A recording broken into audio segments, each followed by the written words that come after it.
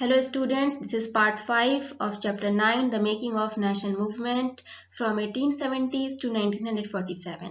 अभी तक हमने देखा कि किस तरीके से स्वदेशी मूवमेंट चलता है फ्रॉम दी 1905 टू 1908 और इसी बीच में कांग्रेस स्प्लिट हो जाती है 1907 में और मुस्लिम्स की एक नई पार्टी बनती है all India Muslim league in the year of 1906। इसी के बाद जब कांग्रेस स्प्लिट हो जाती है 1907 में तो 1915 में कांग्रेस का रीयूनियन होता है, मतलब मॉडरेट्स और रेडिकल्स फिर से मिलकर के काम करना डिसाइड करते हैं और 1916 में कांग्रेस और मुस्लिम लीग के बीच में लखनऊ पैक्ट साइन होता है कि अब वो लोग भी मिलकर के काम करेंगे। अब हम इसके आगे की स्टोरी देखते हैं कि 1919 में क्या होता है जिसकी वजह से इंडिया में मास नेशनलिज्म का शुरुआत होता है, मतलब देश के हर कोने कोने से ब्रिटिश के विरोध में जो आवाजें हैं वो उठने लगती है। The growth of mass nationalism in India After 1919, the struggle against British rule gradually became a mass movement. पहले क्या होता था कि जो कंट्री के कुछ रीजन्स जो है वो ब्रिटिश के अगेंस्ट स्ट्रगल कर रहे थे, जैसे कि स्वदेशी मूवमेंट पूरे भारत में नहीं प्रचलित हुआ था, वो केवल बंगाल, बॉम्बे, आंध्र प्रदेश, पंजाब, ये सभी कुछ रीजन्स में स्वदेशी मूवमेंट को कैरी ऑन किया गया था। लेकिन after 1919 this become a mass movement, means all section of the society and all region of the society of India involve against the British rule, revolt against the British rule.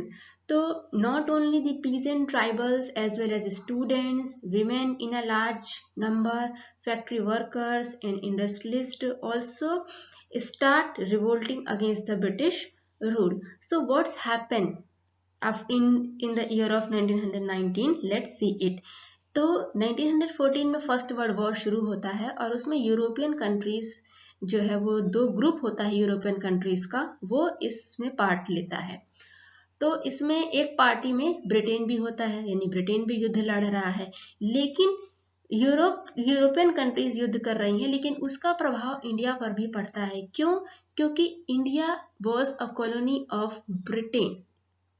India was colonized by the Britain. So whatever the resources here in India means British were free to use it, and Indian cannot create a questions before the British कि how we are making puppet, how we are made puppet by the British. तो 1919 में कुछ India में economic social changes होते हैं जिसके वजह से इंडिया के लोगों का जो ब्रिटिश के अगेंस्ट गुस्सा होता है वो बहुत ही बढ़ जाता है।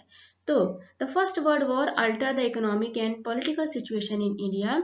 बहुत सारा इकोनॉमिक चेंज किया जाता है इंडिया में. क्या वो इकोनॉमिक चेंज होता है? That It lead to a huge rise in a defense expenditure of the government of India.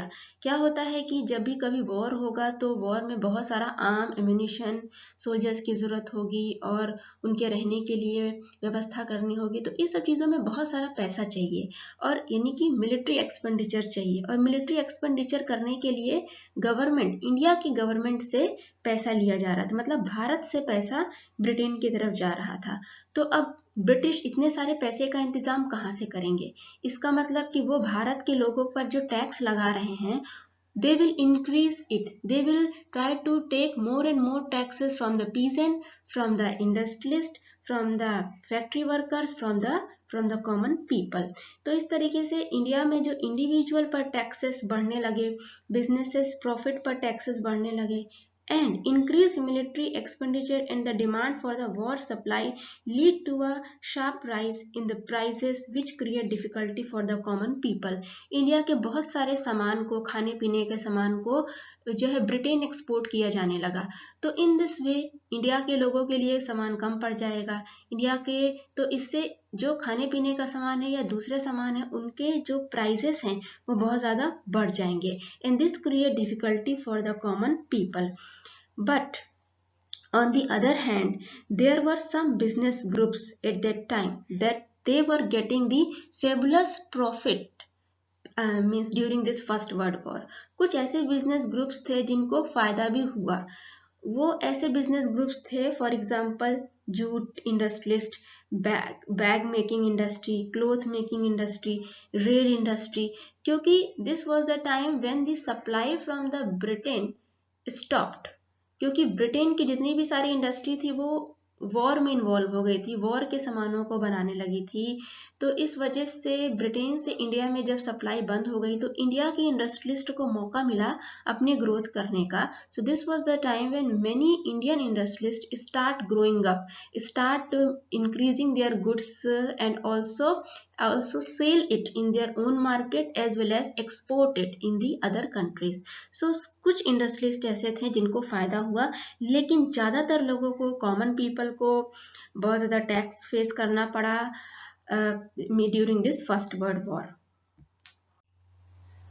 This war also lead the British to expand their army, क्योंकि Britain को बहुत आर्मी की भी जरूरत हो रही थी, तो वो उनको अपनी आर्मी बढ़ाना है तो कहाँ से लेंगे, मानी हुई बात है जो उनकी कॉलोनी है वहां से वो आर्मी लेकर जाएंगे।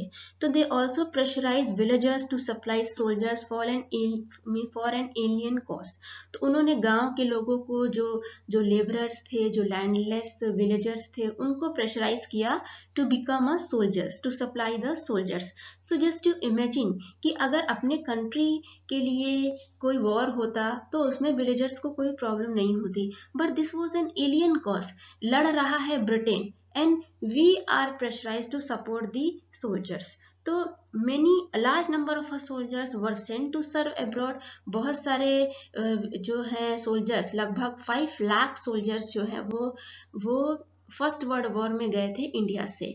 तो अगर आपको कभी मौका मिले और आप इंडिया गेट जाएं तो इंडिया गेट पर जितने भी सोल्जर्स ने, इंडिया के सोल्जर्स ने फर्स्ट वर्ल्ड वॉर में पार्टिसिपेट किया था, उन सब के नाम वहां पर लिखे हुए हैं। तो जब ये सोल्जर्स ब्रिटेन से या फिर वॉर से वापस लौटे, then they understand that how this imperialistic power were exploiting the people of Asia and Africa.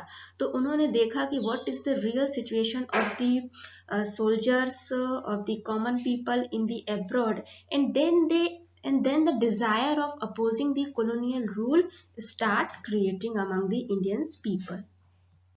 The advent of Mahatma Gandhi 1915 वो टाइम है जब महात्मा गांधी इंडिया आते हैं और उस समय उनकी उम्र 46 ईयर होती है। So he become a mass leader in India.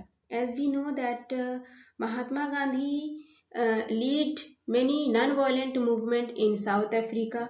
He established Natal Congress in Durban to fight against racial discrimination of British. So till then he became a renowned leader and he was internationally well known. His South Africa campaign had brought him in contact with various type of Indians like Hindu, Muslim, Parsis, Christians, North Indians, upper caste, lawyers, workers. तो इस तरीके से south Africa में 22 years में जो गांधी जी ने non violent movement किया वहां के लोगों के लिए, ब्रिटिशर के खिलाफ, and all that movement was non violent. Gandhi ji कभी भी किसी तरह की वायलेंट को सपोर्ट नहीं करते थे, हिंसा को सपोर्ट नहीं करते थे। तो इस तरीके से गांधी जी काफी प्रसिद्धि प्राप्त कर चुके थे। तो जब वो इंडिया आते हैं तो in India his political guru was Gopal Krishna Gokhale. So Gopal Krishna Gokhale suggested him not to involve in any movement currently, but to see the India, to see the country people, to meet the country people and understand their overall need. तो पहले साल यानी 1916 में वो कोई भी movement नहीं करते हैं, वो पूरे भारत को देखते हैं, यहाँ के लोगों को समझते हैं, उनकी आवश्यकताओं को जानते हैं, and then he involve in a non violent movement. तो पहले जो 3 आंदोलन गांधी जी के द्वारा इंडिया में किए गए हैं in the year of 1917 and 1918। तो पहला है चंपारण मूवमेंट, दूसरा है Kheda movement and the third was Ahmedabad mill labourer movement. तो चंपारण मूवमेंट जो है वो बिहार में किया गया था इसमें क्या हुआ था कि वहाँ के किसान ब्रिटिशर से बहुत परेशान थे, क्योंकि ब्रिटिश उनको फोर्स कर रहे थे कि तुम इंडिगो कल्टीवेशन करो, और किसान इंडिगो का कल्टीवेशन नहीं करना चाहते थे। तो इस चीज को जब गांधी जी ने ब्रिटिशर के सामने रखा, तो गांधी तो मजबूर होकर के ब्रिटिशर को फिर अपनी बात को वहीं पर खत्म करना पड़ा। और फिर तो इस तरीके से एक नॉन वायलेंट तरीके से गांधी जी को यहाँ पर सफलता मिली थी। इस तरीके अहमदाबाद मिल वर्कर्स स्ट्राइक जो चल रही थी, क्योंकि मिल वर्कर्स अपनी सैलरी को इंक्रीज करने की डिमांड कर रहे थे, but their owners were not ready to accept it. फिर अल्टीमेटली ओनर को उनकी डिमांड माननी पड़ती है।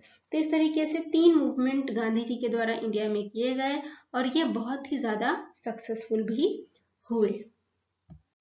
सो आई होप कि आपको जो मास नेशनलिज्म का कॉन्सेप्ट आया वो समझ में आया होगा, और गांधी जी अब आ चुके हैं। अब जो भी सारे मूवमेंट आगे होंगे हमारे फ्रीडम स्ट्रगल में, वो सारे गांधी जी के ही डायरेक्शन में किए जाएंगे।